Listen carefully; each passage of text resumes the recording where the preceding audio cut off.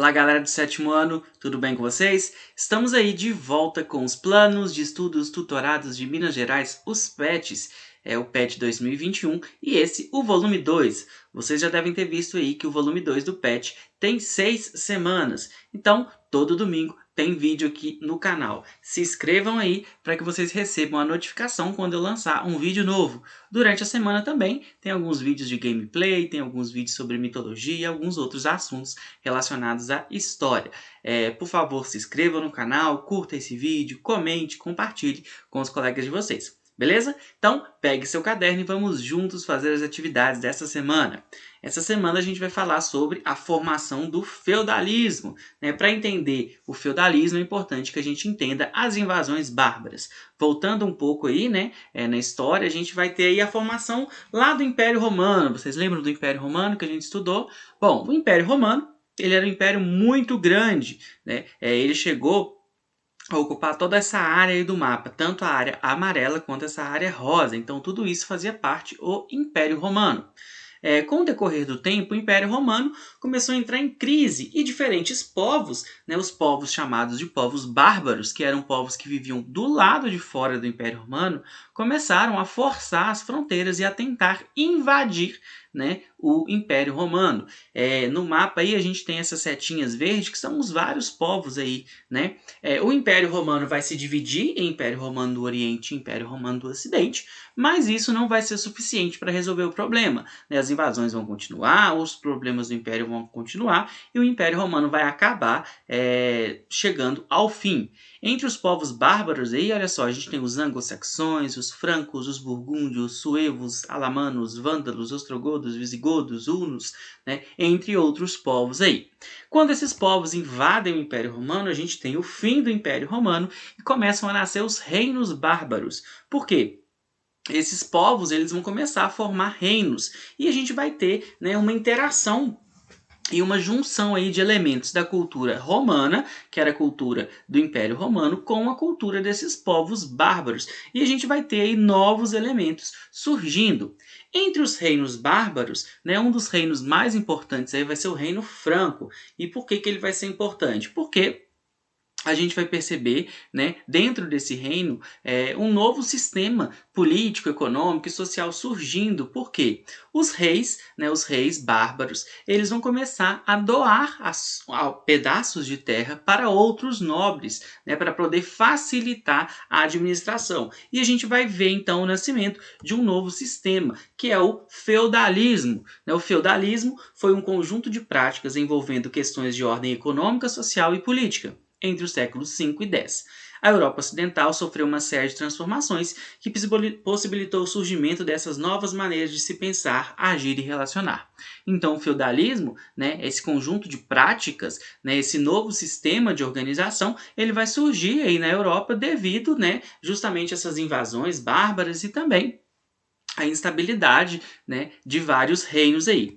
Quais as características que a gente vai ter no feudalismo? A gente vai ter uma economia agrária, então as pessoas vão sair das cidades, elas vão se destinar principalmente ao campo, porque não era seguro você viver numa cidade.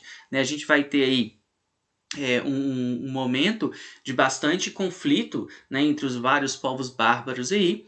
Pouca atividade comercial, o comércio não chegou a se extinguir, a acabar totalmente, mas ele vai se diminuir muito, principalmente porque não era seguro sair de um feudo para o outro, e vai ser uma sociedade altamente hierarquizada, então você vai ter uma hierarquia entre nobres e os servos. Como que vai se dar a distribuição das terras? A distribuição das terras vai se dar através do que a gente chama de rituais de suzerania e vassalagem, entre os suzeranos e os vassalos. O suzerano, que era um nobre, que ele tinha a posse de uma terra muito grande, ele doava a um vassalo o feudo, então ele dava proteção e o próprio feudo para o vassalo. E o vassalo ele dava auxílio militar, conselho e fidelidade para o seu suzerano. Então funcionava da seguinte forma, o suzerano ele tinha um território muito grande, ele dividia esse território em diferentes feudos e ele entregava para o seu vassalo. E o vassalo tinha que ajudar o suzerano aí. Então essa cessão de terra né, ela durava enquanto o suzerano quisesse. Normalmente, quando o vassalo recebia, né, se ele morresse, ele continuava dentro da mesma família, essas terras aí, ok? Então, suzerano é aquele que doa a terra e vassalo, aquele que recebe. Lembrando que a gente está falando aí em nobres, né? A nobreza fazia isso entre eles. Aqui a gente tem uma imagem, né, do feudo. O feudalismo vai ficar muito famoso, principalmente no cinema, nos jogos aí, né? A estrutura de um castelo. A gente tem aí um feudo, né? O feudo era todo esse território, né, que estava sob o comando do senhor feudal. Do lado aí a gente tem as divisões do feudo, né? Então a gente tinha o bosque, né, que era onde a mata, onde eles caçavam, onde eles pegavam madeira. O manso senhorial, que seria as terras que a produção era toda do senhor feudal. O manso servil, que eram terras, né, onde que o servo trabalhava, né, a gente vai ter o castelo, que era a morada do senhor feudal. Então, toda essa estrutura a gente dá o nome de feudo, né? A estrutura ela demonstra também como que o período era um período de instabilidade, né, um período de muitas guerras, por isso que a construção tinha que ser fortificada, né? O senhor feudal e a família dele viviam no castelo, na fortaleza, e o resto da população do lado de fora. Em caso de guerra, né, a população podia, muitas vezes, ficar dentro, né, da fortaleza. Beleza? Então, o feudo é todo esse conjunto de terra aí que pertence, né, ao senhor feudal, que está na posse do senhor feudal. Pessoal, a sociedade feudal ela é dividida basicamente em três partes: o clero, a nobreza e os camponeses e servos, né? E cada uma dessas partes tem uma função dentro da sociedade. A gente tem aí o clero, que são os padres, e a função deles é orar, rezar. Né? A nobreza, que são aqueles que guerreiam, aqueles que lutam, vão ser aqueles nobres, né, que são donos das terras, e a sua família. Porque um senhor feudal ele tinha vários filhos. O único filho que tinha direito ao feudo era o filho mais velho. Os outros filhos eles se tornavam então guerreiros. Né? Vão ser aqueles guerreiros que vocês já devem ter visto, lutando com espada, armadura, né, em algum filme aí. E por baixo de todo mundo a gente tem os camponeses e servos, que são aqueles que realmente trabalham. Né? Eles trabalham na terra. Os servos, eles trabalham para o senhor feudal, eles trabalham na terra do senhor feudal, eles não são donos da terra, né? Mas o senhor feudal, ele não pode expulsar o camponês de lá, não. O camponês, ele trabalha na terra e ele paga, né, para o senhor feudal, beleza? Então essa aí é basicamente a sociedade feudal. Aí, mais uma vez, né, as informações do PET, né, esse texto aí foi retirado direto do PET. A nobreza, os que guerriam, eram responsáveis por administrar e proteger os feudos. O clero, os que oram, eram os membros da igreja católica, como padres, bispos e monges que tinham a função de orar.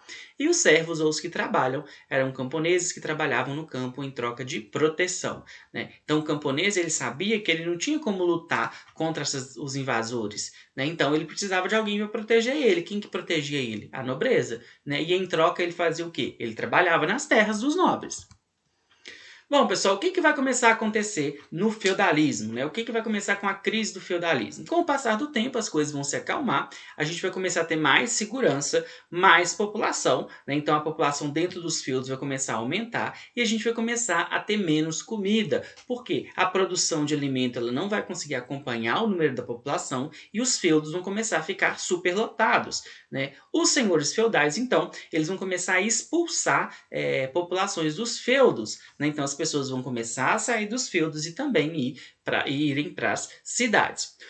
Agora, um problema grande também que a gente tinha era a nobreza sem terras. Por quê? Porque, como eu falei para vocês, o nobre, o senhor feudal, ele deixava, né, o feudo para o seu filho mais velho. E os seus outros filhos não tinham direito a nada. Né? Então a gente começa a ter uma disputa desses vários nobres que não têm terras por terras. Então eles começam a guerrear entre eles. Eles começam a brigar entre eles. E aí a gente vai precisar de novas formas, né, para poder resolver esse problema.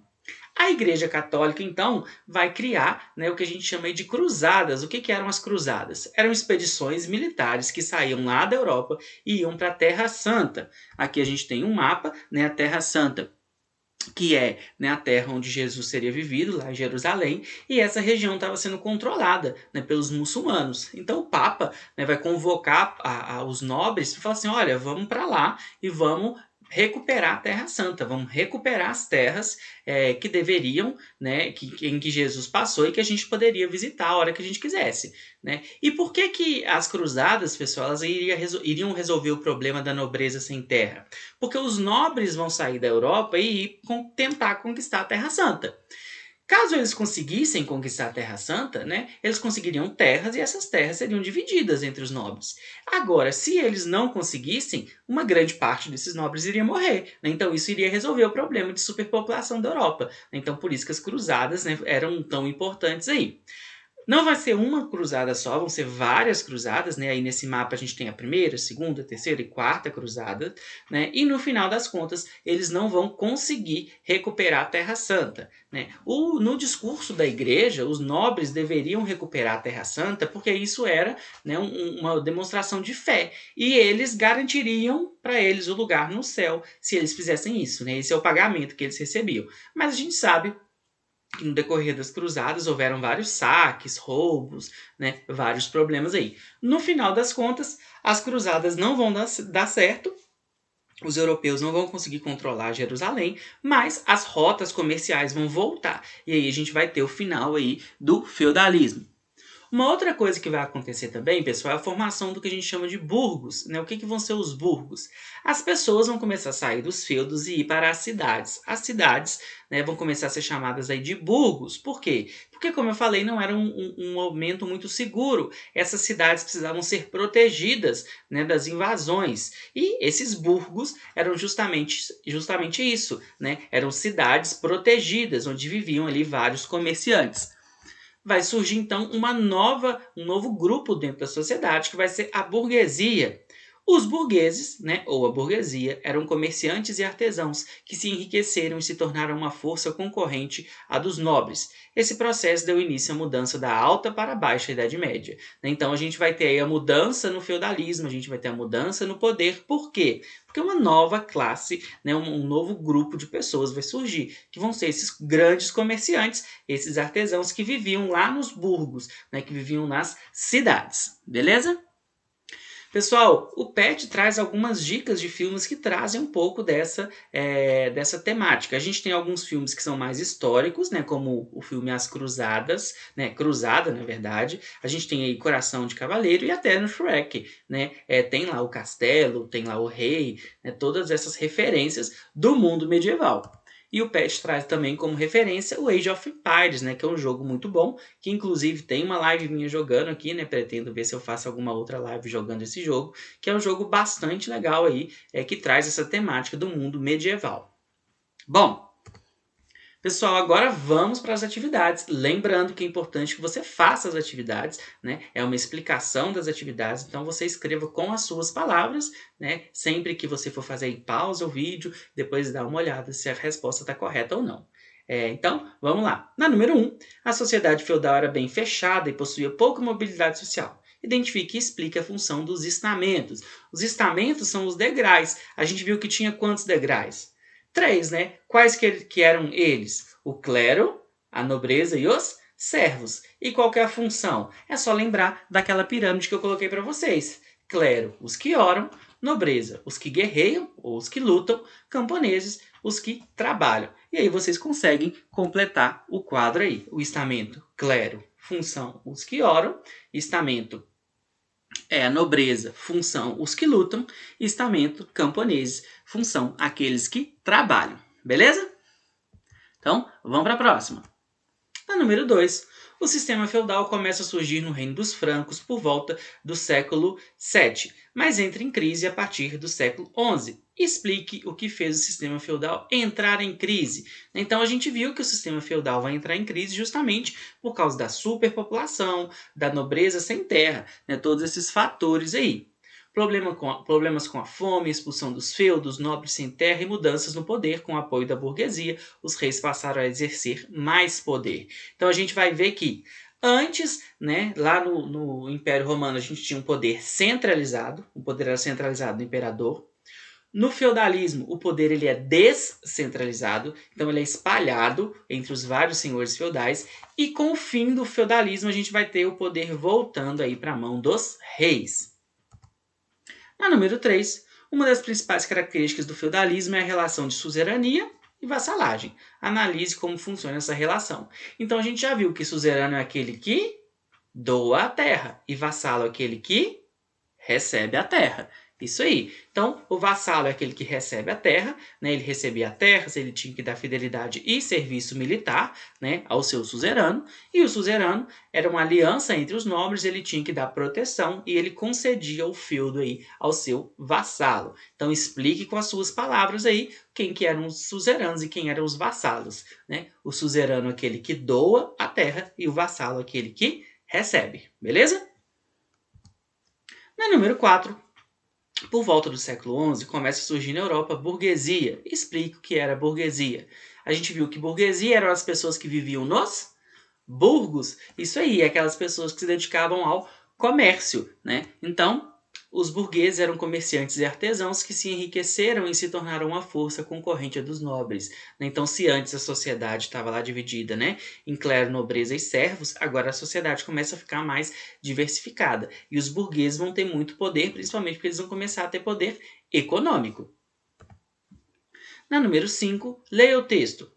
Que ali a mulher tenha sido uma inferior é algo sobre o que não há dúvidas. Nessa sociedade militar e viril, com a subsistência sempre ameaçada e onde, por conseguinte, a fecundidade era antes uma maldição do que uma bênção, a mulher não era honrada, e parece que o cristianismo pouco fez para melhorar sua posição material e moral.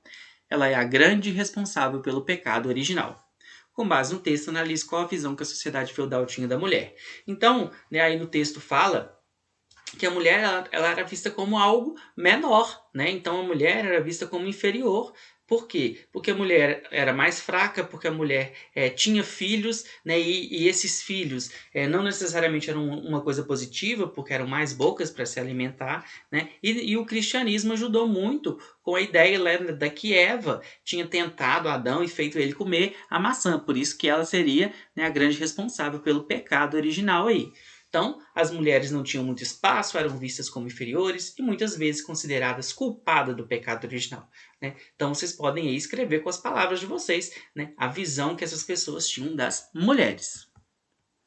Bom, pessoal, então é isso. Boa semana, bons estudos e não se esqueçam de se inscrever no canal, curtir, comentar e compartilhar esse vídeo aí com os colegas de vocês, beleza? As referências que eu utilizei e até a próxima. Valeu!